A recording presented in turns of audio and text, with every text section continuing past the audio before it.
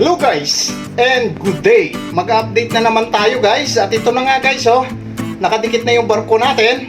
In position na, pati yung loading arm natin, sa manifold. So in position na yan guys, sinisentro kasi yan guys sa manifold natin yung loading arm nila.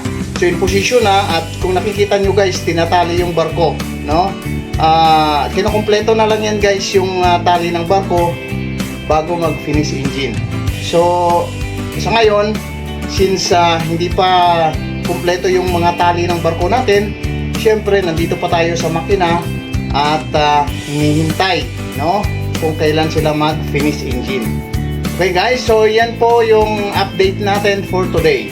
At mamaya-maya lang, hindi pa natin alam kung gaano katagal yung pag-inspection muna nila ng mga tangke, mga kargamento, bago magbigay sila ng 1 hour notice for discharging operation.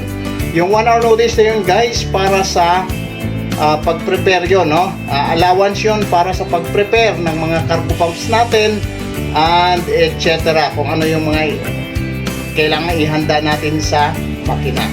So yan guys yung total update natin for today. God bless everyone. Bye-bye!